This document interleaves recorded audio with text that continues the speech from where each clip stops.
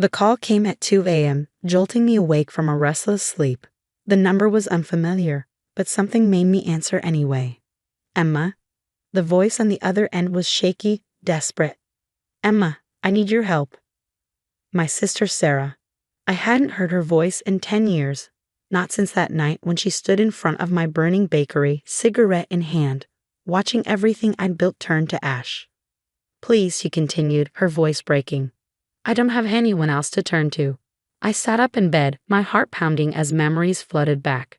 The smell of smoke, the sound of shattering glass, the cruel smile on her face as she watched my dreams crumble. But instead of hanging up, I found myself saying something that surprised even me. Of course, Sarah. Whatever you need. My name is Emma Chen, and 10 years ago, my sister destroyed everything I had worked for. But let me take you back to the beginning to explain how we got here. Growing up, Sarah and I were never close. She was the golden child, the one who could do no wrong in our parents' eyes. Perfect grades, perfect friends, perfect life. I was the quiet one, the dreamer who spent hours in our mother's kitchen learning to bake, finding solace in the precise measurements and delicate art of pastry making. When I announced my plan to skip college and open a bakery, Sarah laughed. Really, Emma? That's your big plan? To play with flour all day? Our parents weren't much better. You're throwing your life away, Dad said, shaking his head. Sarah's going to business school. Why can't you be more like her? But I didn't listen. I had saved every penny from years of after-school jobs, carefully tucking away money while Sarah spent hers on designer clothes and parties. By the time I was 22, I had enough for a down payment on a small storefront in downtown Portland. Sweet Dreams Bakery wasn't much at first. The walls needed paint, the equipment was secondhand, and the location wasn't ideal. But it was mine. Every morning at 4 a.m., I'd unlock those doors, fire up the ovens, and start creating. My signature lavender macarons became a local favorite. The wedding cake orders started rolling in. Slowly but surely, my little bakery began to thrive. Sarah, meanwhile, dropped out of business school after 2 years. It's boring, she complained to her parents. I need to find myself. They nodded sympathetically and increased her monthly allowance. I didn't care. I was too busy building my dream. By year 3, Sweet Dreams had developed a loyal following. My Instagram page had thousands of followers and local food blogs were taking notice. I hired 2 full-time employees and was planning to expand into the vacant space next door. Then Sarah showed up at my door one rainy Tuesday afternoon. Nice place, she said, looking around with an expression I couldn't quite read. Mom mentioned you were doing well. It was the first time she'd visited in the 3 years I'd been open. She wandered around the shop, running her finger along the display cases, examining everything with critical eyes. You know, she said finally, I've been thinking about getting into the food business myself. Maybe we could partner up? You've got this whole baking thing down, but you could use some real business expertise. I nearly dropped the tray of cookies I was holding. Partner up? Yeah, let's be honest, Emma. You're good at the whole cooking thing, but business, marketing, finance, that's my world. We could make this place huge. I took a deep breath, carefully setting down the tray. Sarah, I appreciate the offer, but I'm doing fine on my own. The business is growing steadily, and I have plans for expansion already in motion. Her face darkened. Seriously, you're turning me down. After everything I could bring to this? What exactly would you bring, Sarah? You dropped out of business school. You've never held a real job. This is my business, my dream. I built it from nothing. Right, she sneered. Your dream, your precious little bakery. Well, good luck with that, sis. Hope it all works out for you. She stormed out, leaving the bell of the door jingling in her wake. I should have known then that something was wrong. Should have recognized the look in her eyes. But I was too busy, too focused on my plans for expansion. 2 weeks later, I got the call that would change everything. It was just past midnight when my phone rang. Ms. Chen, this is the fire department. There's been an incident at your business. I broke every speed limit getting downtown, but by the time I arrived, it was too late. Sweet Dreams was engulfed in flames, orange and red tongues licking at the night sky. And there, across the street, stood Sarah, watching it burn. Guess your dream went up in smoke, she said, taking a long drag from her cigarette. Such a shame. If only you had a partner to help you manage things better, make sure all the safety protocols were in place. I stared at her, reality crashing down like a wave. You did this. She shrugged, flicking ash onto the sidewalk. Prove it. And she was right, I couldn't. The fire investigation revealed that someone had broken in and deliberately set the fire, but there was no concrete evidence pointing to Sarah. The security cameras had been disabled. The insurance company fought the claim, citing suspicious circumstances. In the end, I was left with nothing but ashes and debt. Our parents, predictably, chose not to get involved. We can't take sides, Mom said when I tried to tell them what Sarah had done. You girls need to work this out yourselves. I left Portland a week later, unable to bear the sight of my ruined dreams. I moved to Seattle, started over with nothing but the recipes in my head and the determination in my heart. It took years of hard work, but I slowly rebuilt my life. Not with a bakery this time. The thought of opening another one was too painful. Instead, I channeled my knowledge into consulting, helping other small food businesses get started and thrive. And now, 10 years later, here was Sarah on the phone, begging for my help. I really messed up, Emma, she said, her voice thick with tears. I started a business, a real one this time. Put everything I had into it, but things have gone wrong, and I'm about to lose it all. You're the only one who knows about this stuff, who might be able to help me save it. I closed my eyes, thinking about that night, about the smell of smoke and the sound of my dreams crackling into nothing. Then I thought about the last 10 years, about everything I'd learned about business, about success, about revenge served cold. Where are you? I asked, keeping my voice gentle. Let's meet tomorrow. I'll see what I can do. As I hung up the phone, I couldn't help but smile. Sarah thought she was reaching out to her successful sister for help. She had no idea she was walking right into the trap I'd spent 10 years preparing for. Sometimes the sweetest revenge takes time to rise. The coffee shop was nearly empty when Sarah walked in the next morning. 10 years had changed her. Gone were the designer clothes and perfectly styled hair.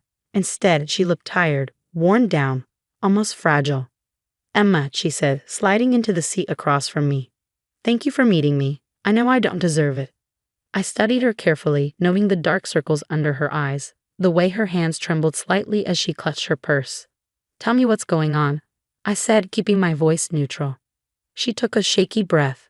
I started a business 2 years ago, a high-end boutique. Used every connection I had, even convinced Mom and Dad to invest. Things were good at first, really good. But now, she paused, blinking back tears. I made some bad decisions. Trusted the wrong people. The store is drowning in debt, and I just found out my business partner has been embezzling money. I took a slow sip of my coffee, letting her words hang in the air. How much? Almost everything, she whispered. $500,000. Gone. And the worst part? Mom and Dad's investment. That's gone too. They don't know yet. I can't face them, Emma. I can't tell them I lost everything. The irony wasn't lost on me. Here was Sarah, facing the loss of everything she built, just like I had 10 years ago. But while my destruction had come from her deliberate malice, hers was the result of her own poor choices. I need your help, she continued, her voice breaking. You're the only one I know who understands business, who might know how to fix this. Please, Emma. I know I don't deserve your help, not after everything, but I'm desperate. I set my cup down carefully, thinking about the files sitting in my home office, the one I'd been building for years. Inside was every piece of information I'd gathered about Sarah's business ventures, every connection I'd cultivated, every detail I'd need for this exact moment. Of course I'll help, I said softly. That's what sisters are for, right? Relief flooded her face. Really? Oh God, Emma, thank you. I promise I'll make it up to you somehow. Don't worry about that, I replied, pulling out my laptop. Let's start by going through your books. I need to see exactly what we're dealing with. Over the next few hours, Sarah laid out the entire mess. Her boutique, Lux & Co. had started strong, capitalizing on her social connections and our parents' investment. But her lack of real business experience showed in every decision. She overspent on inventory, signed a lease she couldn't afford, and trusted a smooth-talking business partner who had systematically drained the company's accounts.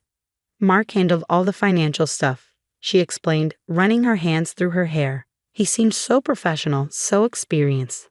I never thought to check. I nodded sympathetically, even as I suppressed a smile. Mark Davidson, The business partner I carefully researched and anonymously tipped off about Sarah's boutique 18 months ago. The same Mark Davidson who had a history of targeting vulnerable businesses, who I'd made sure would cross paths with Sarah, had exactly the right moment. Well, I said, closing my laptop, it's not good, but it might not be hopeless. I have some connections who might be able to help. Investors who specialize in turning around struggling businesses. Sarah's eyes lit up. Really? You do that for me? Of course. In fact, I already have someone in mind. They could probably meet with you tomorrow. What Sarah didn't know was that the investors were actually forensic accountants I'd hired years ago, waiting for this moment. They would go through her books with a fine-tooth comb, documenting every mistake, every questionable decision, every legal line she'd crossed in her desperate attempts to keep the business afloat. The next few weeks were a blur of meetings and revelations. Each day brought new discoveries of Sarah's mismanagement, unpaid taxes, unauthorized use of investor funds, falsified documents. She'd done more damage to herself than I ever could have planned. I don't understand, she sobbed one afternoon in my office. Everything's getting worse. The more your people look into things, the more problems they find. I reached across the desk and patted her hand. That's how these things often go. We have to understand the full extent of the damage before we can fix it. But there would be no fixing it. I'd made sure of that. Every solution I proposed led to another complication. Every potential investor I introduced found new reasons to back away. Sarah's desperation grew with each passing day. Finally, the moment I'd been waiting for arrived. Our parents called a family meeting. We need to discuss this situation, Dad said gravely, looking older than I'd ever seen him. He and Mom sat on one side of their dining room table, Sarah and I on the other. The accountants have shared their findings with us. Sarah paled. What findings? Mom pulled out a thick folder, the detailed report my team had prepared. It's not just the money you lost, Sarah. It's how you lost it. The lies, the cover-ups. The fraud, Dad added, his voice hard. Do you understand what this means? What this could do to our family's reputation? Sarah burst into tears. I'm sorry. I didn't mean for any of this to happen. I wanted to prove I could do it. That I could be successful like Emma. I had to bite back a laugh at that. After years of looking down at my little bakery, after destroying my dreams because she couldn't stand my success, here she was claiming she'd wanted to be like me. Well, I said, finally speaking up, maybe this is a good opportunity for some honesty. Since we're all here, there's something I think we should discuss. I pulled out my own folder, the one I'd been saving for 10 years. What's that? Sarah asked, wiping her eyes. Evidence, I replied calmly. Security camera footage from the buildings across from my bakery, witness statements, chemical analysis of the accelerant used in the fire. Everything the original investigation missed, or chose to ignore, about what really happened that night. The color drained from Sarah's face. What are you talking about? You know exactly what I'm talking about, I said, my voice steady. The night you burned down Sweet Dreams. The night you destroyed everything I'd worked for because you couldn't stand to see me succeed on my own. Our parents sat in stunned silence as I laid out the evidence, piece by piece. The footage showing Sarah entering the bakery late at night. The receipts for the materials used to start the fire. The statements from people who had seen her watching the building burn. Is this true? Mom whispered, looking at Sarah with horror. Did you really? Sarah crumbled. I was jealous, she sobbed. Emma made it look so easy, and I couldn't stand it. But I never thought, I didn't think you'd get caught. I finished for her. No, you didn't. Just like you didn't think about what would happen with your boutique. You never think about consequences, Sarah. You never have. Dad's hands were shaking as he looked through the evidence. This is criminal. If this got out, it won't, I said quietly. At least not from me. That's not why I'm showing you this. Then why? Mom asked. I stood up, gathering my things. Because I wanted you all to know the truth. About the bakery, about Sarah's business, about everything. And because I wanted Sarah to understand something. I turned to my sister, meeting her tear-filled eyes. Success isn't about destroying others to get ahead. It's about building something real, something that lasts. Something you never learned to do. I walked to the door, then paused. Oh, and Sarah, consider us even now. Your business is finished. The accountants will make sure of that. But you won't face charges, and neither will Mark Davidson. He agreed to return most of the money he took in exchange for immunity. Amazing what people will do when they realize they've been played. Understanding dawned in her eyes. He planned this? All of it? I smiled. Let's just say I learned a lot about business over the last 10 years, including how to serve revenge at exactly the right temperature. As I drove home at night, I felt lighter than I had in years. The weight of that burning bakery, of Sarah's betrayal, had finally lifted. I'd gotten my justice, not through destruction like she had chosen, but through patience and careful planning. Sometimes the sweetest victory isn't in watching something burn. It's in watching it slowly crumble, piece by piece, until there's nothing left but the truth. I never saw Sarah again after that night. Last I heard, she'd moved across the country, trying to start over somewhere new. Our parents eventually recovered most of their investment thanks to the deal I'd arranged with Mark Davidson. They never looked at either of us quite the same way again. As for me, I opened a new bakery last month, not because I needed to. My consulting business is more successful than Sweet Dreams ever was, but because sometimes the best way to heal old wounds is to face them head on. The morning we opened, I stood in front of my new ovens, breathing in the familiar scent of vanilla and warm bread. On the wall hung a single photograph, my original Sweet Dreams bakery, taken the day I first opened its doors. Below it, written in elegant script, was a simple phrase: "Success rises best when baked with patience."